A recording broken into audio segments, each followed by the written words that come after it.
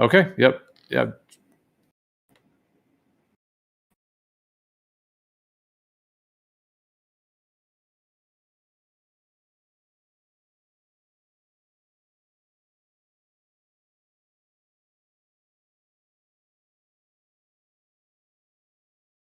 Welcome to Bendy Spacetime's Open Mic Hour. I'm your host, Bendy Spacetime. Whew, I almost didn't make it here because of an accident. I was still and motionless when out of nowhere a fire hydrant slammed into my vehicle going 40 miles per hour. Fortunately for me, my insurance has a frame of reference rider. GeoLove's done an amazing job setting up the Earth Awakenings Discord server. A lot of people don't know that Geo is extremely knowledgeable about the treatment of mental illness using psychedelic, mind-altering plant medicine. This skill could come in handy when dealing with a community of people who are addicted to debating the shape of the Earth. Questionable mental health and flat Earth debate go together like general relativity and bendy spacetime. You can't be an expert in psychedelic plant medicine unless you've taken more trips than a super experienced pilot like paid NASA shill. Geo's done so many psychedelics that the ghost of Hunter S. Thompson blushes whenever he hears Geo and Grimm talk about drugs. So if you're interested in performing, listening live, and or participating, join Geo's Earth Awakenings Discord server. The link can be found in the description below. I wanted to go ahead and start with a poem here about one of my favorite topics, the moon landing. And so this poem is called Sheeple Believe. Neil Armstrong was a total liar. Low Earth orbit, he never went higher. Buzz Aldrin and Michael Collins too. They're full of BS. They never went to the moon. Watch them squirm under the scrutiny. Press conference after their victory. A detective you would not have to be. The shame and deception is easy to see. Calculus I never learned. A science degree I never earned. But arithmetic I can do well. And simple math is enough to tell. Astronauts in lunar gravity ought to jump high rather casually. But one thing we never do see, Armstrong and Aldrin leaping up 3 feet in the air, a simple feat for conditioned athletes so elite. But they're wearing heavy suits, you say. 185 pounds they weigh. A tiresome load to hold them down, keep them from leaping high off the ground. As positive as the earth is round, the burden they carried quite profound. If you add up the weight, both gear and man, 360 pounds the plan. On Earth, impossibly encumbered. On the moon, take 1/6 that number. 60 pounds the amount they would weigh, roving the lunar surface that day. This obvious assertion to make, an 18-inch jump, looks rather fake. These two simple, anomalous facts, just 2 of dozens easy to attack, but don't expect NASA to retract their claim that Armstrong left lunar tracks. For if they did, everyone would see the so-called hoax and conspiracy, not paranoid bouts of lunacy, reality, fact, and actually only one time of many. Lies, lies, mindfuck the masses, so unwise. Dumbed down through fluoride and MTV, television says, and sheeple believe. So let me just go ahead and check with Mr. Fundamental. I believe he had something he was going to read. Are you ready to go, Fundy? Give me like 20 seconds. Take your time. Take your time. Maybe after Fundy, Miss Shines would be ready with her piece. Yeah, I have a pre-recorded song I can play. I have one that's a little bit longer, one that's shorter. So whichever one you want. All right. I think I'm all ready to go. All right, go ahead, Fundy. All right. Here we go. First off, this place is a mixture. No thing is a permanent fixture. Listen up, brothers and sisters. My rhyme's gonna paint you a picture. Ain't nothing new under the sun. The point of life is to have love and fun. So sing and dance and have romance or bromance. Whatever you fans see, that's what it's gonna be. Because you shape reality to a degree. And you know me, I enjoy getting buzzed like a bee and smoking that tree. Do your thing, whatever it be. Just remember, balance is key. So learn what peace is, for you end up in pieces. Let go of the hate. It drags you down like a lead weight. You're free to shape your own fate, but it's also written in the stars. You're meant to be right where you are. Heaven and hell aren't so far. Inside of all of us is where they spar. But this isn't a fight, not a war between wrong and right, or black and white, or day and night, or loose and tight, or dark and bright. This is the union of opposites. That means everything is moderate. The world's a conglomerate.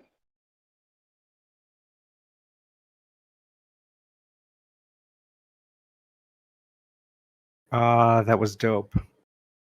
The world is a conglomerate, literally. You have a title that you've thrown on that, or have you thought about it that much?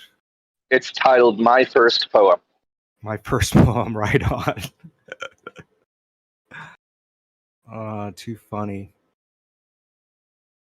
Well, since we've got time, I think before I get your song shines, I'll just do another reading here that I've got handy. This is just a story. I don't know what I even call this story. I guess I call this story maybe my inner shaman appears, something like that. Sometimes cats require a rescue. I've wrangled them from rooftops, trees, and power lines.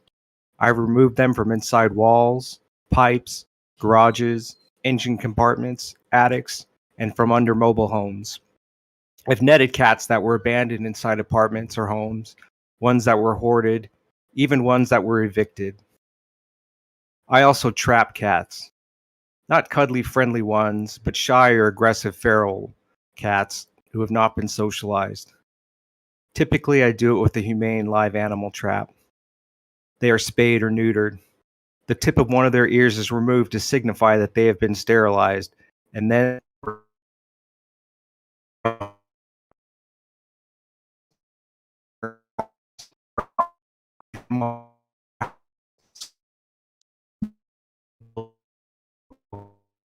Oh, Bendy, you're gonna have to start over because you're roboting.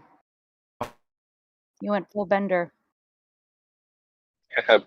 Bender the Robot's robot, and you started at the sterilized, clipped ears.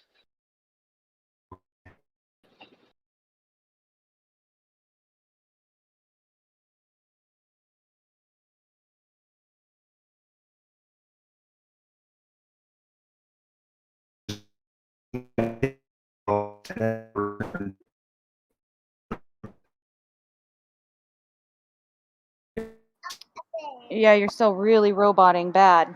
This sucks.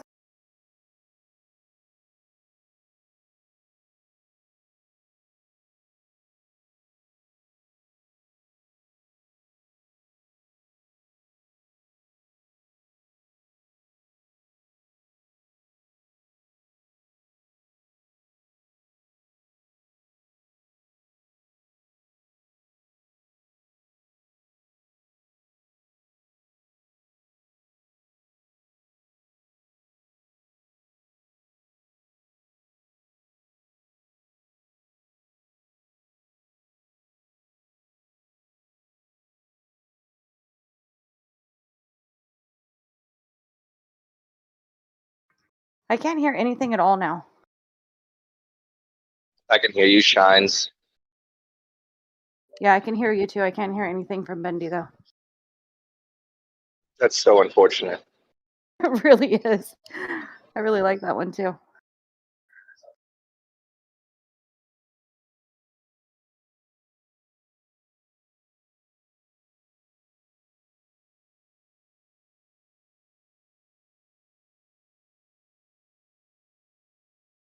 Well, I guess while he's working on that, did you say you have a pre-recorded song? I do, but I also a question is I don't know how to stream it on here. It's through SoundCloud, so I didn't know if he was just going to stream it for me or how that would work. If you send him the link, he might be able to do a screen share from his computer. Yeah, I did. I sent the link. Yeah. Hopefully that'll work.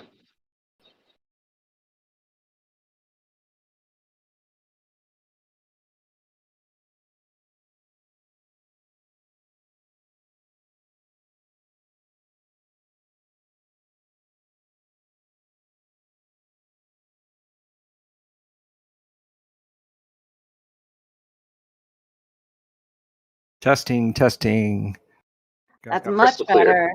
All right. You need to take it from the top. From the top. All right, I'll take it from the top.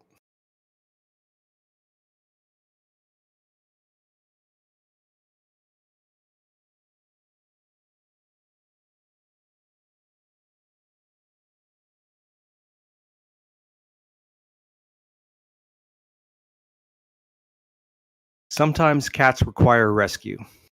I've wrangled them from rooftops, trees, and power lines. I've removed them from inside walls, pipes, garages, engine compartments, attics, and from under mobile homes. I've netted cats that were abandoned inside apartments, ones that were hoarded, even ones that were evicted. I also trap cats. Not cuddly, friendly ones, but shy or aggressive feral ones who have not been socialized. Typically, I do it with a humane live animal trap. They are spayed or neutered. The tip of one of their ears is removed to signify that they have been sterilized, and then they are returned, otherwise unharmed. I've done this trap neuter return in parks, parking lots, strip malls, warehouses, schools, hospitals, apartment buildings, hotel casinos, backyards, front yards, horse properties, and even a bird sanctuary.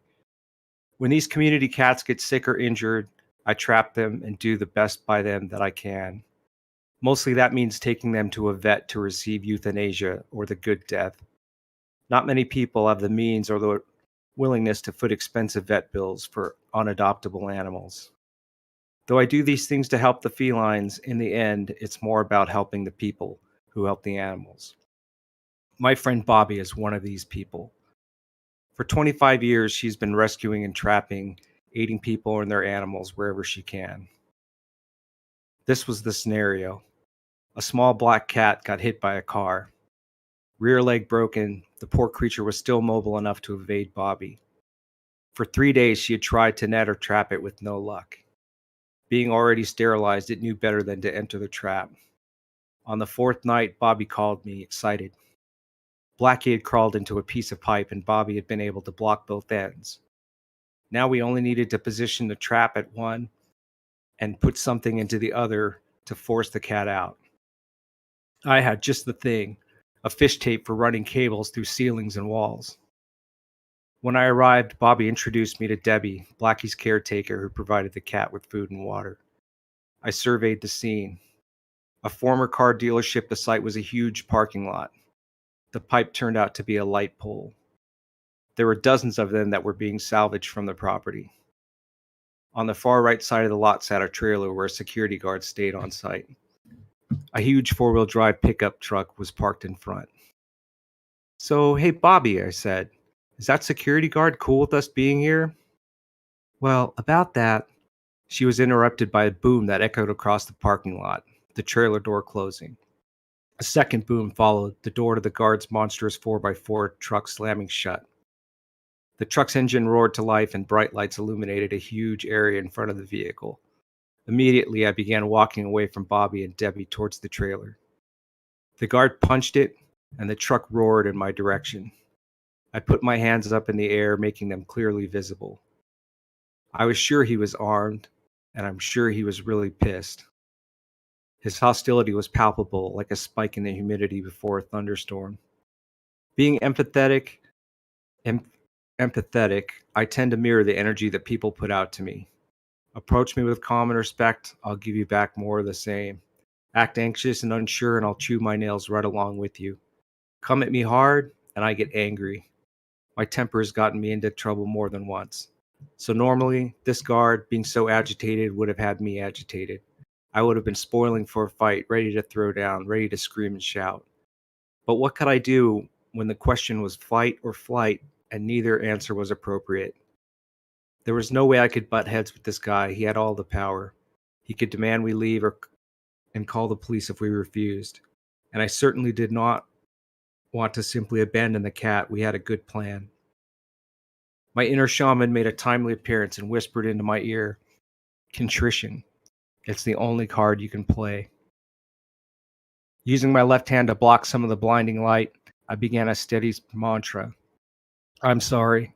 I'm sorry. I'm sorry." The truck screeched to a halt, illuminating me like the proverbial deer. The guard shouted, "I told those bitches they can't be here. Get out of here before I call the cops." "I'm sorry," I replied. "I know we're trespassing, but we're trying to capture that cat with the broken leg." He yelled back, "They've been trying for days to get that cat. They ain't going to be able to get that cat. You ain't going to be able to get that cat. Now get out of here." I said, "Please, sir, I know they've been unsuccessful, but now the cat, it's in a place where I know I can get it. Please, sir, just let me try." His tone remained just as loud, just as angry, and just as dismissive, but the content of what he had said shifted in my favor. "Do what it is you have to do, then get the fuck out of here." "Thank you," I blurted. I turned and ran back towards Bobby and the cat. The truck drove back to the trailer. Bobby looked at me sheepishly. "Yeah, I was going to tell you that fellow wasn't too happy about us being here." We got the cat out of the light pole, and like the one-off that was the appearance of my inner shaman, someone stepped forward to pay for Blackie to receive an amputation surgery, provided her with a home to get her off the streets.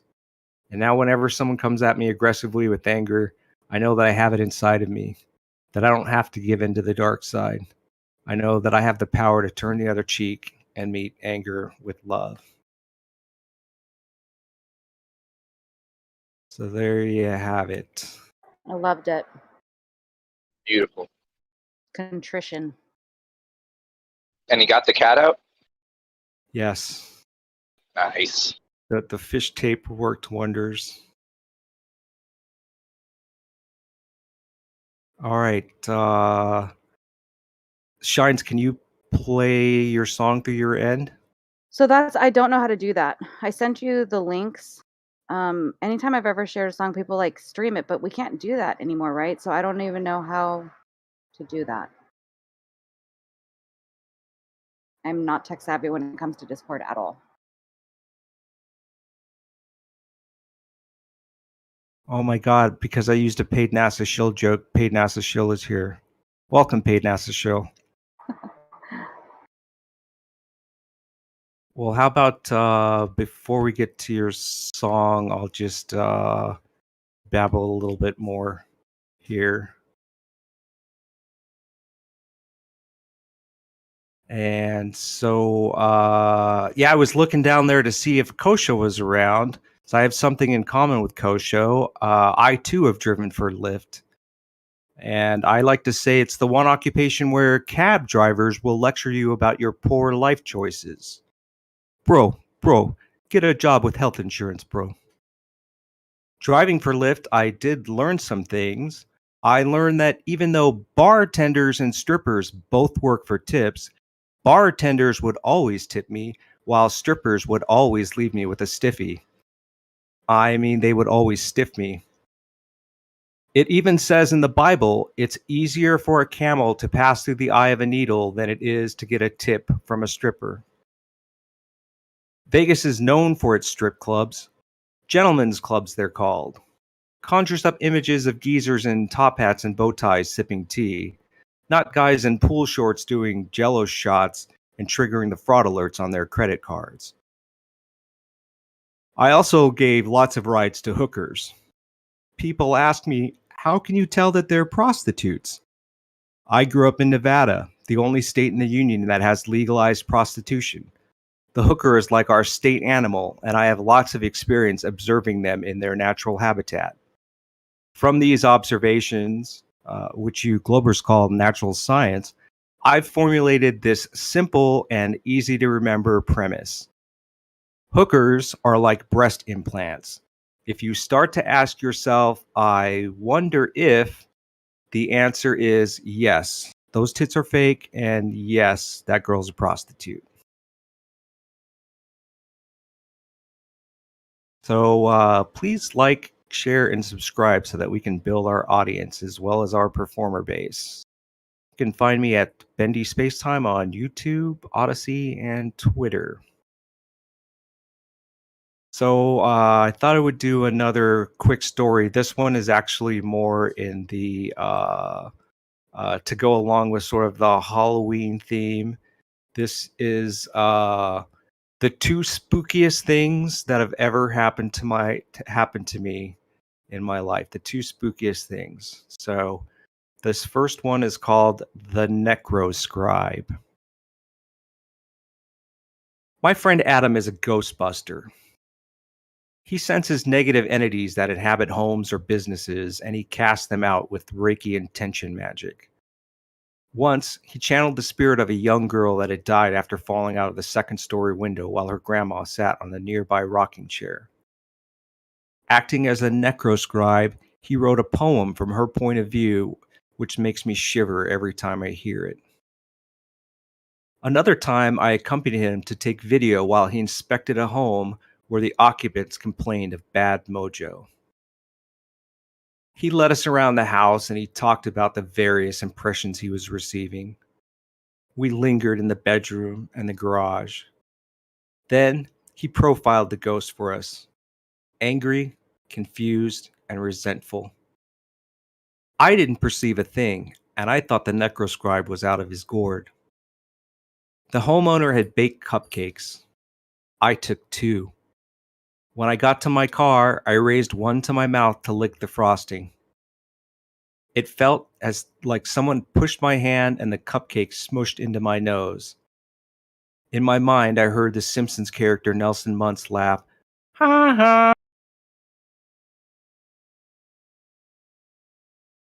So that was the most freakiest thing, like supernaturally, that I could think of that had happened to me up until that point.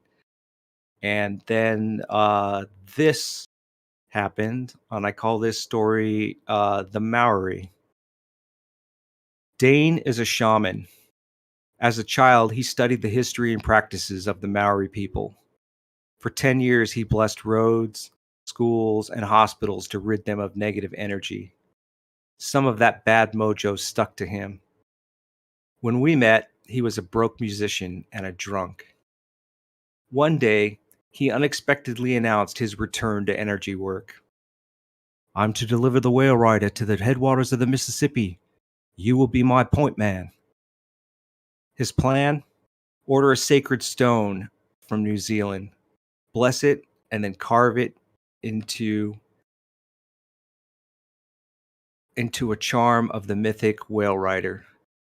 We would then drop that charm into Lake Ithaca, where its healing energies would purify the waters downstream. I replied to Dane, if you pick up the beer cans outside of your trailer, I'll believe you're serious about this plan. Dane made good. He quit drinking, and the Sunday hikes I led him on got him into shape. The stone arrived. We held a ceremony in the Calico Hills. Dane closed his eyes and chanted in his native tongue. I can trace the bloodlines back to the whale rider. Choked with emotion, he cried, my blood will purify the stone. Slowly, at first, and then with greater intensity, blood dripped from his nose over the rock. Apart from the cupcake being smushed into my face, it was the freakiest moment of my life. I showed the video to the ghost-busting necroscribe, and he dismissed the significance with an instant normie's ad hoc explanation. The dry mountain air caused his nose to bleed.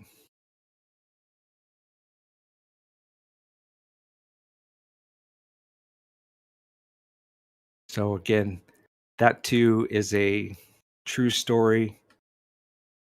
My friend, who is a ghost busting Reiki master, is skeptical about anybody else that makes claims about the supernaturally kind of stuff. I love it. I think it's good to be skeptical, no matter what. That that poem he wrote, I need to actually get him to come on here and perform it because it's amazing. Like, because he totally captures the emotion of what happened to this kid, and it's tragic. But it's like it's such a weird thing. When he told me that word, he's like necroscribe. It's like necroscribe. What does that mean? He's like, well, it's how the dead can get released, right? Because they're stuck here for some reason, and sometimes even just telling the story is enough to get them unstuck. Yeah, that's frightening, especially for a child. Not to be confused with a ghostwriter. Yes, very droll, very droll. 10th man approves of that joke.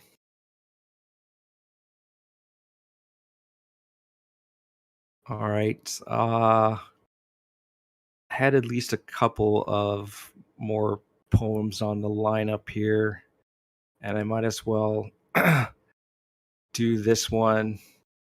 I call this Matricide.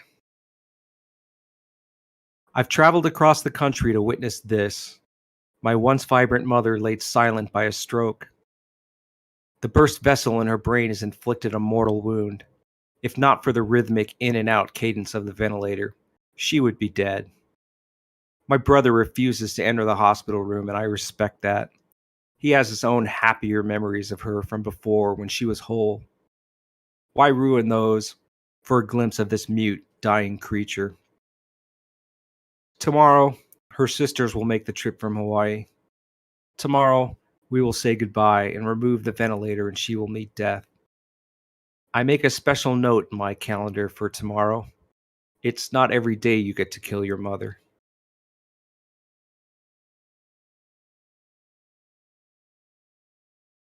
Yes, that's one of my more uplifting pieces that I like to do. Kind of people make people feel good. All right, so then this poem is the full on. Well, why do we call conspiracy theorists, right? That's the question. How did that word ever become so loaded? And so this poem deals with that topic. It's called Countering Criticism of the Warren Report. The CIA has you clicker trained. 2 simple words and off goes your brain. I see that it is. You do not believe me. You think what you want. Your mind is free. So what happens when I say these words? Do you still think or go with the herds of sheeple whose common sense flees when they hear the term conspiracy theory? 2 simple words which cause such shame and make it easy to shift the blame away from those who commit the crimes. A strategy that works every time. No good American wants to be called a tinfoil hat wearing loony. Instead of thinking critically, show them proof and they still will not see. A lifetime ago, back in the day, the treacherous bastards killed JFK. Their lies and cover up were really quite deft, but his head still goes back and to the left. Few believe the Warren Commission. The spooks came up with a brand new mission. Convince the public, don't trust your eyes. Trust what we say, do not mind the lies. They then created this infamous memo, talking points that the media sows. Skeptics able to follow the plan, dismiss critique with a wave of the hand. Your information is old and defunct, just tired claims that have been debunked. A secret that big, there's just no way. If it were the truth, someone would say. We watch the Twin Towers turn into dust, yet still in the media we find trust. Modern steel structures never fall down. 3 in 1 day, we've been so clown. Why is it that so many believe they know that the government often deceives, but no normal person wants to be wants to be seen as a promoter of conspiracies.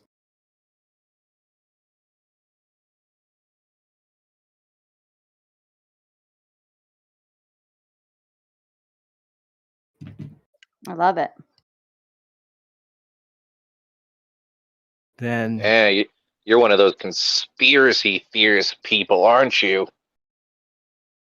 it's weird. It seems to be a recurring topic in my poetry is criticisms of authority. I don't know where that comes from. So this I sort of was writing to be like a stand-up bit, but I never really tried to make it work as a stand-up bit. So it's just more of a just kind of a, let's call it an essay. We'll call it an essay. And this is titled Funny Money. Who's ever heard about the Navy's $400 hammer? Now, today, with our shrunken up little debased currency, a $400 hammer is not outrageous at all. But back in 1984, if a hammer cost $400, you'd better be getting a blowjob to go along with your tool. This contractor was charging the Navy $10,168.56 for this repair kit that had 21 tools and parts in it. A congressman went to a couple of hardware stores and bought the identical stuff. Guess how much the total cost was? $92.44.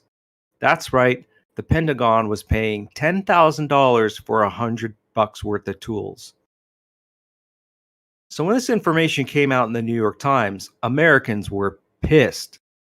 They marched on Capitol Hill with pitchforks and flaming torches, and they demanded that the Secretary of Navy resign. Nah, I'm just kidding. 2 years later, Tom Cruise starred in Top Gun, and everybody forgot all about that shit. But the $400 hammer did come up again in presidential debates that year. So the president had to do something. My fellow Americans, many of you have heard about this $400 hammer that didn't come with a blowjob, so it's my duty to sign an executive order forming a blue ribbon commission to find out how we could be paying $400 and not getting a Hummer with our hammer. Thus, the Packard Commission was born. They investigated, held hearings, and interviewed witnesses. After 6 months, they wrote a scathing report saying, obviously, if contractors were marking up items and selling them at an 11,000% profit, that the military was being built by greedy and corrupt contractors, and that these contractors should be held liable, fined, and go to prison. Nah, I'm just kidding. They determined that there was no fraud and abuse, just an overly complicated procurement system with too many rules that were too rigidly enforced. So the solution was obvious. Create some more rules to fix the problem and give the Pentagon 2 years' worth of appropriations instead of 1. Fast forward to 1991, and some jerk-off reporter had been exposing that the Pentagon had this thing called the black budget. And they don't call it black because it can dance and play basketball or because it's always getting harassed by the police. They call it the black budget because it's hidden from everyone, including Congress. There had always been shit they wanted to keep secret, but under Reagan, the black budget tripled. The amount spent on secret weapons had grown by tenfold, and the black budget was now more than the government spent on education, transportation, and the environment combined. Another way to look at it, it was equal to the amount the federal government spent on healthcare. So if you ever wonder why in Japan they have bullet trains, and in America we only have bullets, you can thank the black budget. The Pentagon is like having a girlfriend who maxes out your credit cards on things she takes with her when you break up. You get all the debt, but none of the benefits. So again, Americans were pissed. If your government is spending more on secret military programs than they are on education and transportation, the taxpayers are getting screwed. A bunch of them started a campaign, and they refused to pay taxes until Congress reformed the military. Nah, I'm just kidding again. The next year, The Real World came out on MTV, and everybody forgot all about that shit again. But Congress did do something. They demanded, you have to be able to tell us how much money you actually spend and what you've spent this money on every year. There will be audits. And the Pentagon was like, it's complicated. I mean, we have so many different accounting systems. Getting them to talk to each other, it's complicated. Fast forward to September 10th, 2001. Secretary of Defense Donald Rumsfeld held a press conference to make a rather startling announcement. The Pentagon couldn't account for $2.3 trillion. I know what you're thinking. Wow, that's a lot of change to lose in the couch. Yeah, this time people were really pissed. I mean, 2.3 trillion was almost half of the entire national debt. How the hell could the Pentagon lose $2.3 trillion? Taxpayers gathered up torches and pitchforks and were marching towards the District of Criminals when a funny thing happened. And not funny like Dave Chappelle on Netflix, but funny like, what in the flying fuck? The next day, terrorists crashed United Airlines Flight 77 into the Pentagon, killing the investigators that were searching for the lost money and destroying their computers. So the people put down their torches and pitchforks and bought magnetic American flags to put on their vehicles so they could fulfill their patriotic duty and support the war on terror by buying more stuff. And actually, that is true. That is what happened. Yeah, that's poignant. Yeah, not very good stand-up. That just made a great stand-up.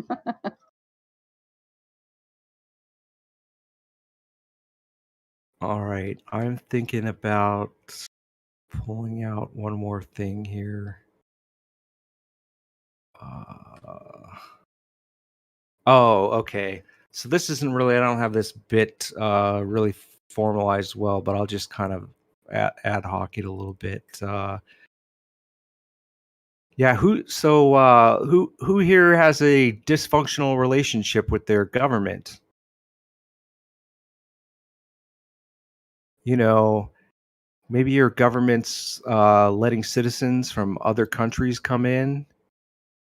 And wow, I just saw that thing that families that were separated at the border, they're going to get $450,000 checks. And I thought that was kind of shocking. They're going to give away like about $1 billion to people that got separated from their families at the border trying to come here. Oh no, how did I start talking about politics? I didn't want to do that. So I wrote this poem about my dysfunctional relationship I have with government, and I call this national security. Baby, I wish that I could make you see. You should not be angry with me. I admit, I was out all night. But baby, that's no reason to fight. Yeah, you don't know where I've been, but I assure you, it was not to sin. Yes, I know all our money is gone, but I spent it for right and not for wrong. I know that I tell you lie after lie, and you never hear the actual why. But please, baby, you have to believe the things that I do, they keep us free. You hate the lack of transparency, but it's all for national security.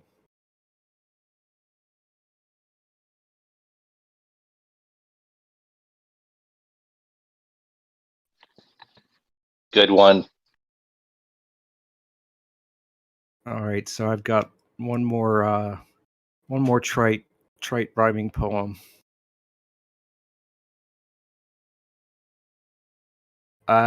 This is titled "A Policeman Killed My Dog Today." But In reality, no dogs or policemen were harmed in this making of this poem. Just disclaimer. A policeman killed my dog today. He was a good pooch, that's what I say. Barking at strangers, alerting me, threats to my home that I cannot see. But today he was there, by himself, all alone, doing his job, protecting my home.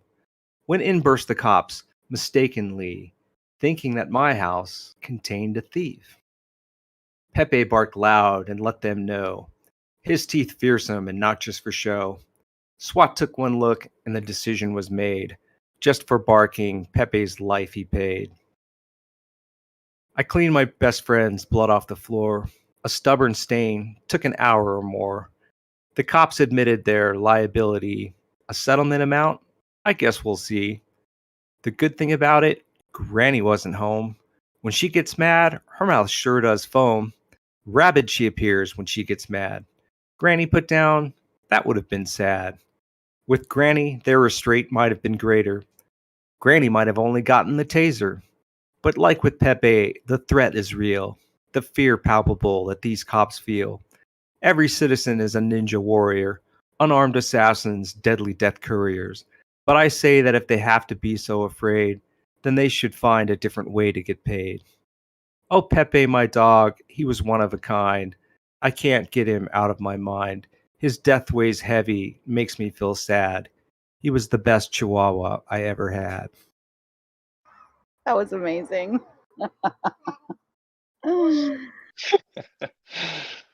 Yeah, that one comes from the heart because police in America do tend to shoot dogs, and I don't see any reason for it.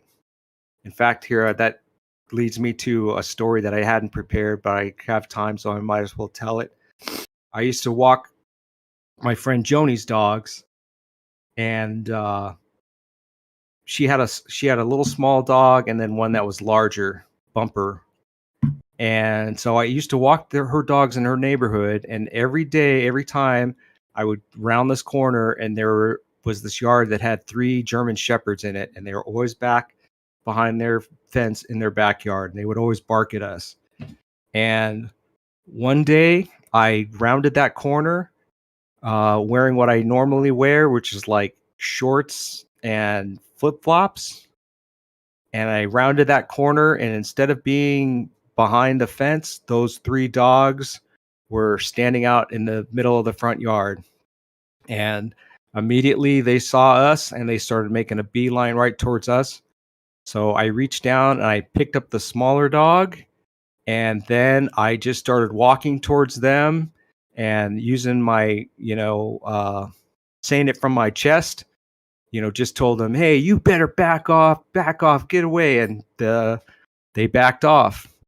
And so that's why I have very little sympathy when, police are wearing boots and uniform pants and all this stuff. And then they end up shooting dogs, basically for no reason. Because it's like, what are you afraid of? You can't use your body language to, intimidate a dog.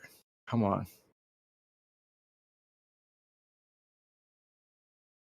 So little impromptu story there.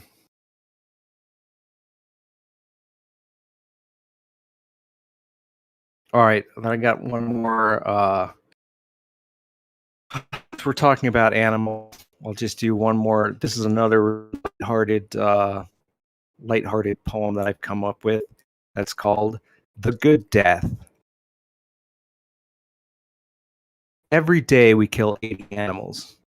It sounds cruel, but mostly it's just simple math.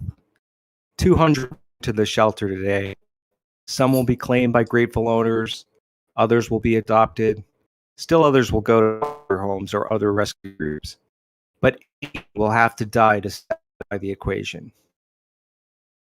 We operate at a fast pace, straining every day to finish our business a lot of time. Mistakes occur, they all do, and life is occasionally sacrificed. No time to fret, work must continue, life goes on. The bodies, tiny, small, and large, pile up in containers suspiciously like cans to me.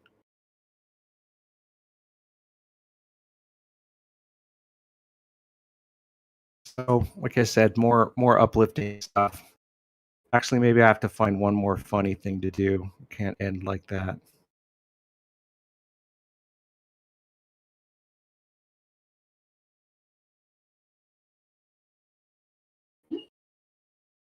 Okay. Yeah, actually, okay. So this I call my dog is.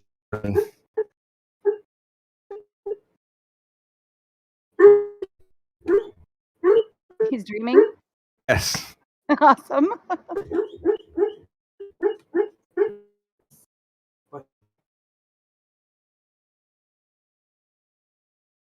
Okay. Now, all right. So this is late. What are you? The longer still, the requisite dermal having thickened over the probing when people prick, poke, and say, "What label put on him?" My father is black and my mother is Hawaiian. The response's simplicity belies the true complexity of my family's history. Through a brief summary, I will try to help you see the blend of genes that make up me. Grandma on my mother's side was pure Hawaiian, full of pride. Grandpa crossed the ocean wide, Scottish and Apache inside. The mix of DNA with glee has led to the absurdity. Tourists in Mexico thinking me to have Spanish speaking ability. Lo siento, no habla español. I'm sorry, I don't speak Spanish. Me pompen con teb. My mother is from Bangkok. The lie in Thai comes easily. Never questioned, always believed. For with their own eyes they can see that I have Asian ancestry. No one ever asked the same of my brother. Why? The answer is plain for all to see. He looks fairly black, unlike me. Tight curly hair that forms the B, and looks most unmistakably like he can play basketball. And he can. So now I say, ask away. Feel free to probe and let me say, I care not on me which moniker you'd like to place, based on the color and shape of my face.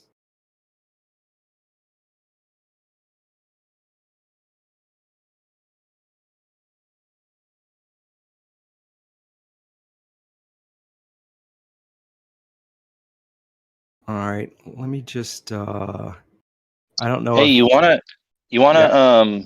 give this a shot where I can play one of Shines' songs on my Bluetooth speaker and hold my microphone close to see if that comes through well. Oh, I probably won't. Yeah. We can wait for next week to see how to get it set up Yeah. properly so that we can make sure that they don't make people's ears bleed. Okay.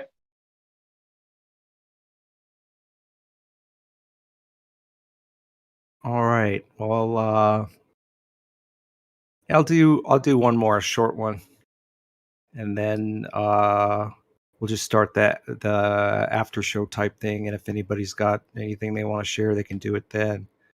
But this Fundy would be familiar with the person that inspired me to write this. Like I actually kind of just stole his talking points and put them into my own poem here. So I call this unwilling suspension of disbelief. If this reality were a serious place, a world of gravitas and consequence, we would not believe that jocks would honor a man with his penis taped to the back of his leg with a courage award.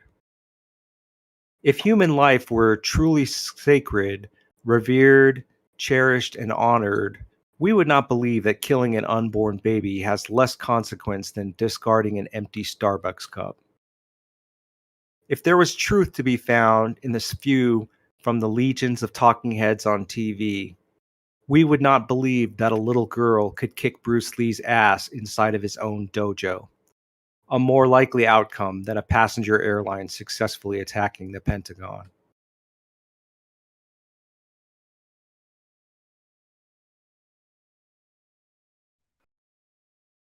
Is that QOC?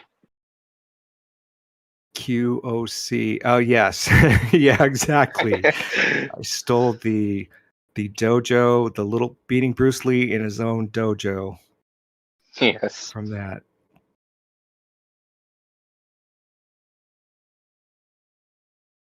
Alrighty. So let me read my last plug here.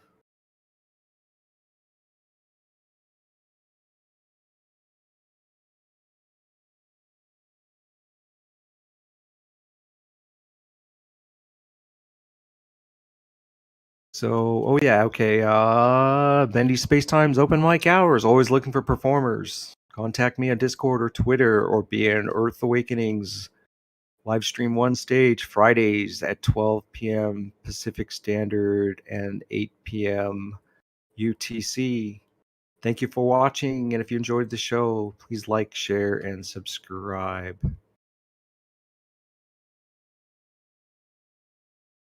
And there we go. Call basically bring anybody that wants to come up to the stage. If anybody wants to come up and press Dawn, I know you can throw down some rhymes. Spit us a rhyme. Well, this is where it gets tricky in the stage as well. If they're listening, they need to, do they ask for permission? How would they become a speaker instead of just a listener? Well, you got to raise your hand, and then if you get the like I choose invite to speak, then you have to click on that OK on your end. Okay, because I've never been a listener before, so I wouldn't see that part. Thank you.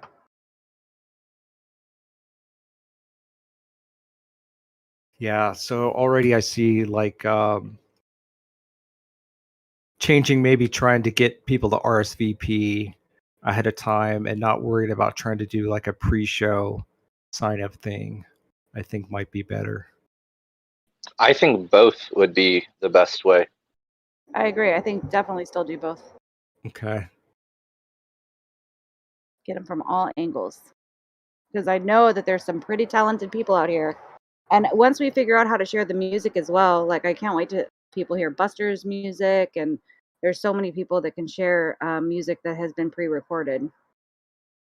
Yeah, I got a little taste of Shines. How I checked it out in the background while I was testing things out and setting things up for that Bluetooth speaker proposal. But I totally understand that the quality would be seriously downgraded with that sort of setup. Yeah, especially but I got a little because taste of it myself. I really liked what I heard. thank you. Because a lot of my songs were recorded back in the day, like 8 years ago. You know, I was doing garage band and whatever. So I know it's difficult enough with just regular streaming, let alone through something else. But yeah, the quality of some music today, it probably would work with some of them, but definitely not with mine.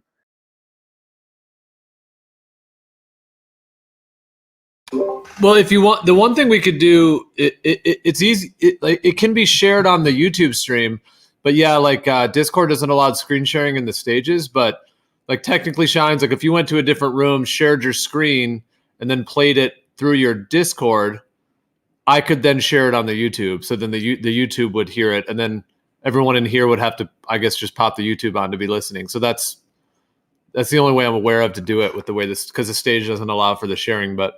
So that is, possible that way. Okay, that's good to know. So for future shows, what I can do is if you want me to help organize Bendy, I can be sort of the DJ. People can send me their pre-recorded music, and then I can go into another room, do a live kind of thing. And then when it's time to play the music, I can play it. And then people just have to pop back and forth, I guess, kind of a thing. We can make it work. Yeah, cool.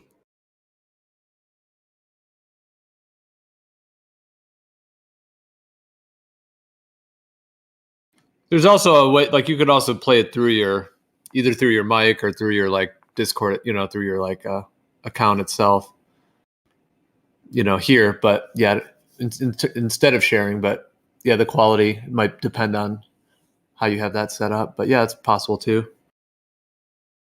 Yeah, to do it through like OBS or something.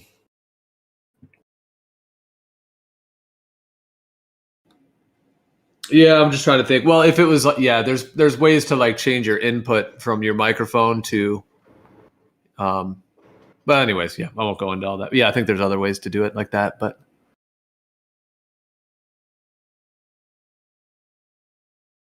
Well, cool. Then we have a week to figure it out, and then anybody who has music, send it our way so that we can, do that as well. Poetry, comedy, music.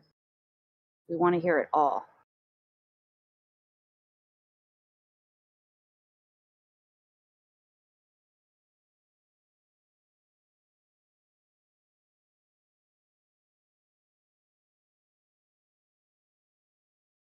I think there's two people that have their hands raised in the audience as well.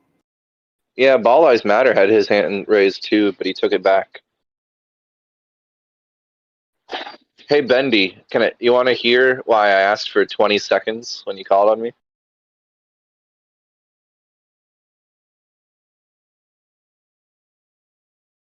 Oh yeah, why? So you wouldn't believe it, but well, I hope you believe it. But since I do catering and all, that about 3 hours ago, the people who I cater to had a lot of leftovers, but it wasn't enough to really package up in a doggy bag for anyone.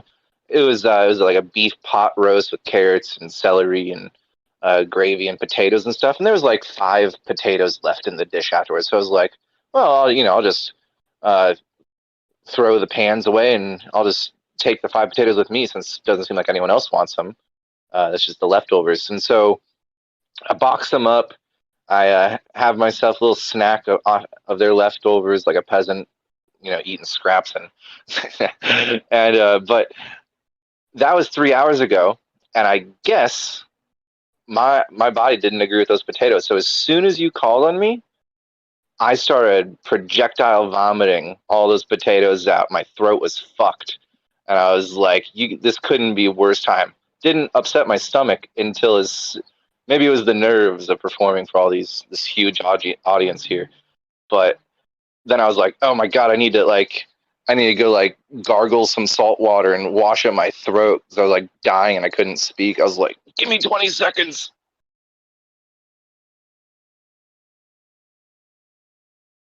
I want to say that's funny, but it's really not that funny. But it is funny. It was just like a crazy, unfortunate time. If that had happened at any other time besides right as soon as you called on me, it would have been okay. Just happened to line up like that, opposite of serendipitous.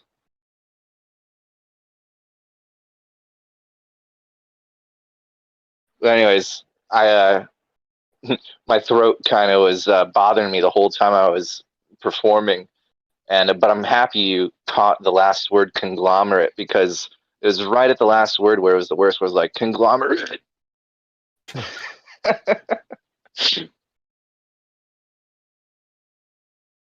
That's funny. You made me drink my water. Did you get a chance to hear my little recital thing? Yeah, your poem? Yeah. Yeah, my first poem. I love the title. It was epic. It was awesome. Thank you. So yeah, we do have 2 people that have their hands raised in the audience. We have, I don't know how to say that, and I'm probably going to butcher it, but it's Bazkrish and Damsel Medic. Well, actually, I already invited them up to the stage. If they want to come up here, they just need to click on OK or It's at cancel. the top of your screen, guys.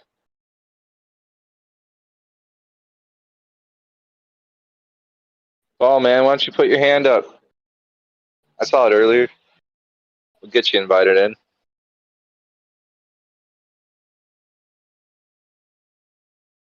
What's Hypotenuse doing up here? Haven't heard from him since he got brought up on stage. What's up, the Hammer? What's happening? I wish I was high on pot noose, huh?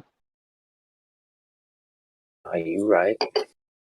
Do you like my $400 hammer story? That was for you. Yeah, that was great. That was really funny. Oh, I missed it, man. Did you record it? It's on YouTube.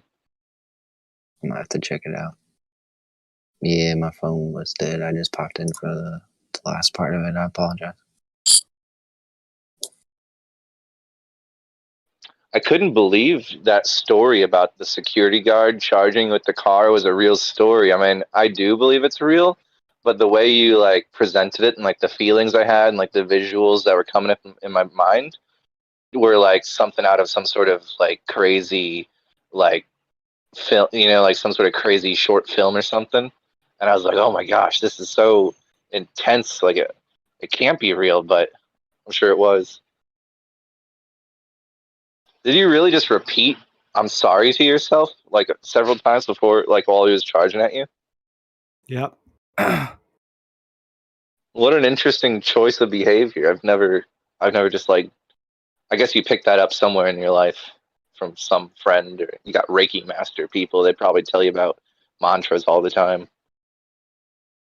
Yeah, like I said, I was just kind of stuck. Like, what the hell do I do here? Like, they've been trying for days to get this cat, and now it's like it's in a place. I'm like, I know it's going to take me 2 minutes, right? It's going to make me 2 minutes to get that cat out of that thing and into a trap. And this guy was an obstacle to that. And like I said, normally I get when people come at me angry, it's like, uh-oh, they set me Yeah. off.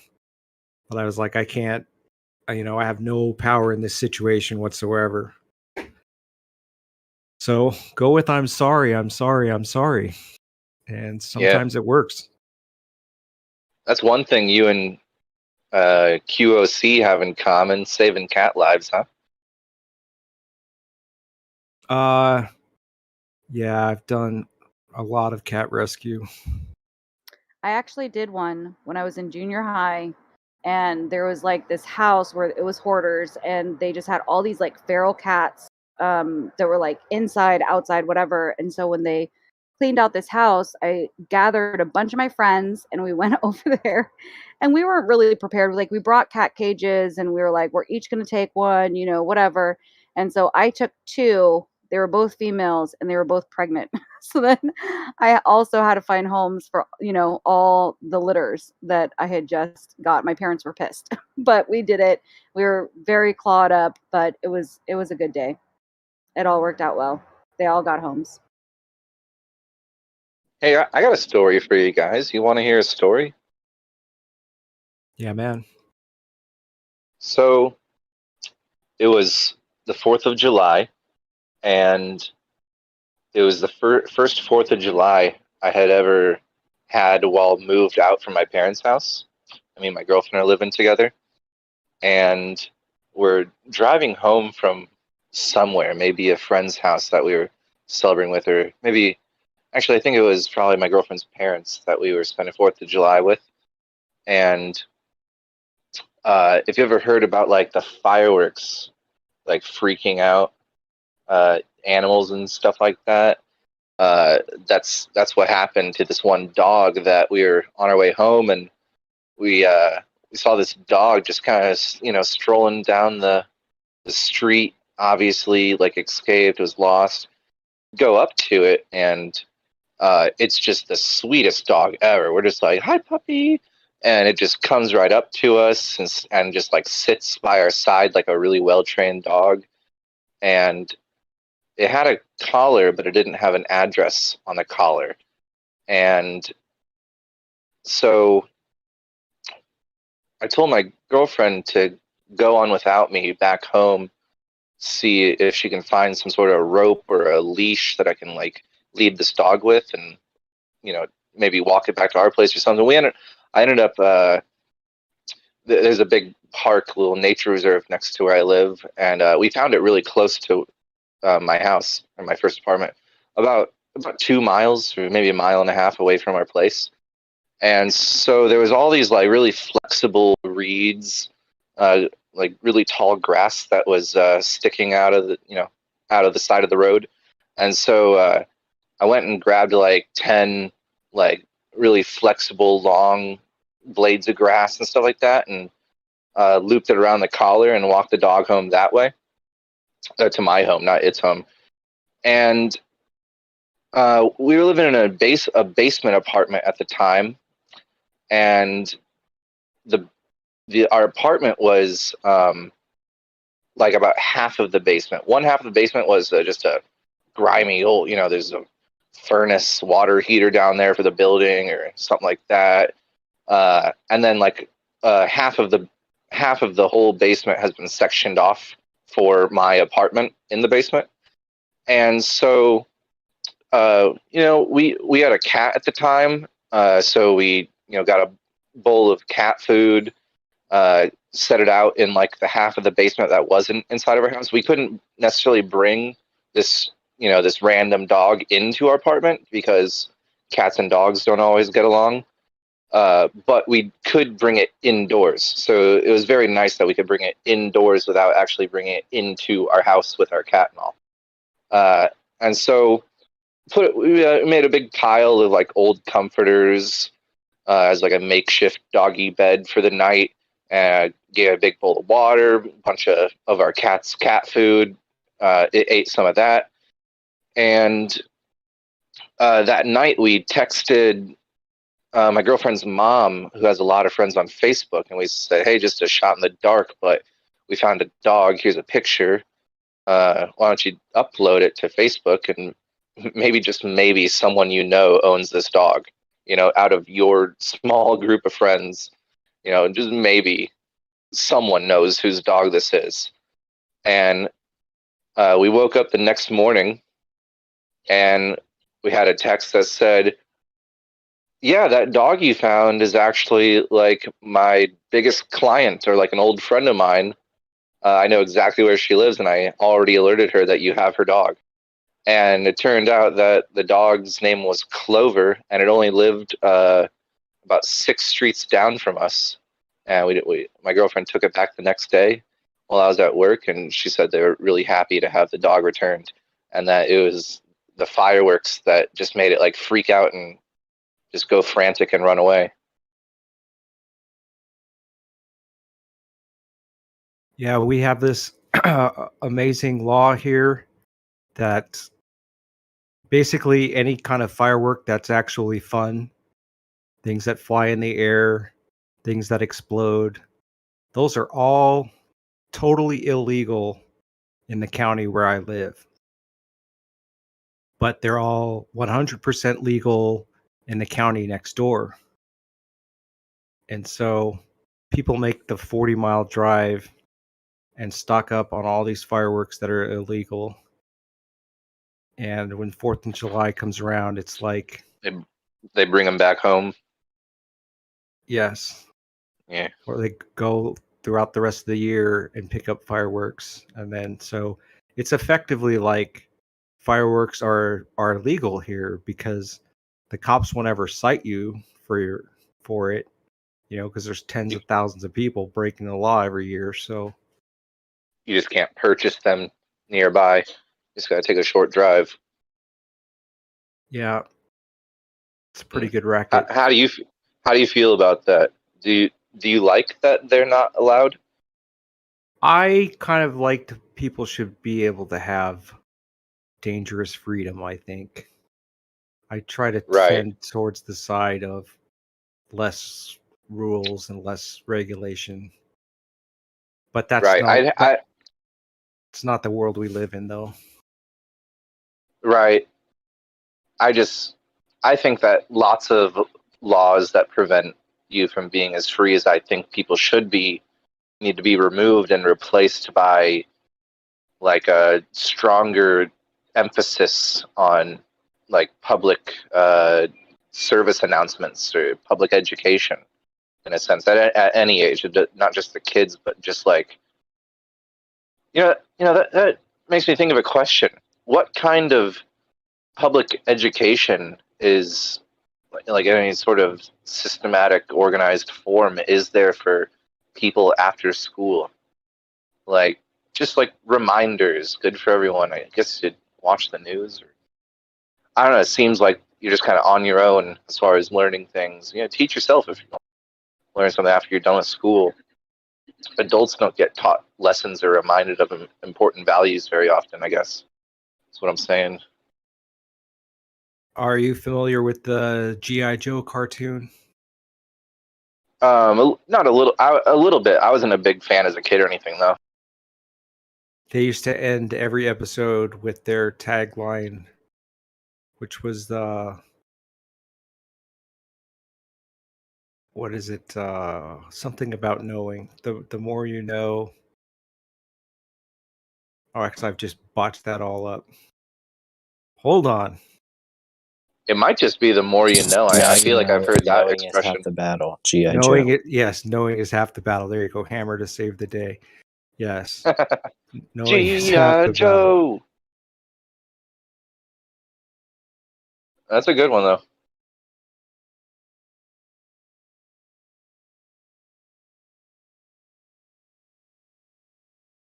Yeah, I've trapped a lot of cats, but I've trapped a lot of dogs too. Because because a lot of times like dogs will escape from their owners, and especially like if they're shy or something, like maybe their owners won't even be able to go back and get them to come to them once they're running around. Yeah, some dogs are like that. So we have this like they have this Facebook group that has I don't know, it's almost like 20,000 people on it. The crazy dog ladies, I call them.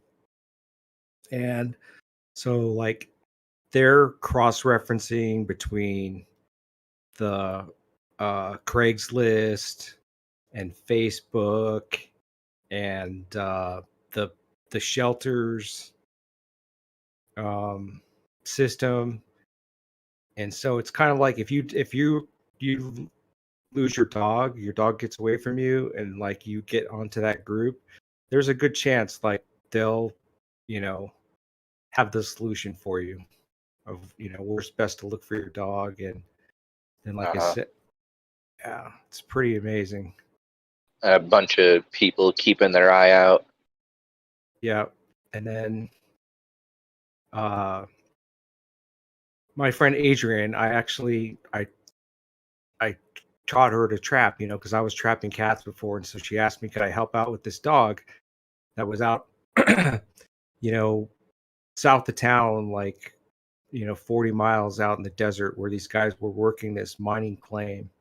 Like somebody dumped their dog out there, still had a collar. Either they dumped it or maybe the dog just got away from them too. Maybe they just stopped somewhere and then the dog got away from them, because that I've seen that happen to people too. But I kind of always assumed that dog got dumped there. Yeah. Hey, I got another very short story for you, but go ahead and finish. Oh. That dog, I made a bunch of runs out there to like leave it water and leave it food. Because you got to, like, to trap an animal, you kind of have to leave food there for a little bit and kind of get them used to coming to one spot. And so Okay. I set up this camera to film it going to like where I left the food.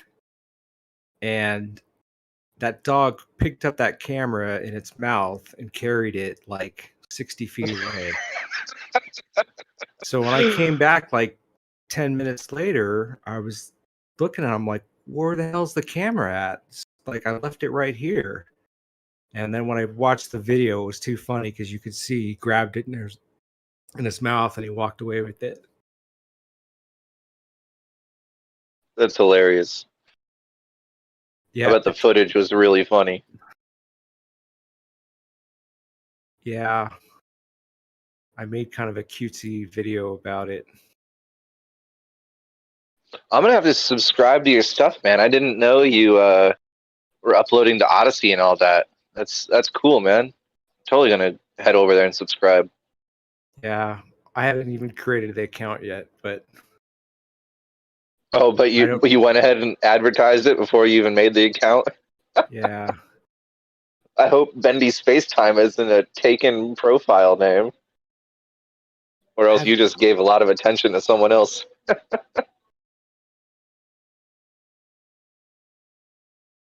Yeah, I don't think my plugs have that much power yet. Yeah. Whose does in this community? I guess. I don't really know about the online presence of people on here. I'm very surprised when I hear that someone talking on here actually like used to or still does like upload off into YouTube. I think Harp surprised me one time. He's like, "Oh yeah, I used to be all up in that YouTube business, but I stopped or something." I don't know. I've heard a few stories like that. But real quick, one of the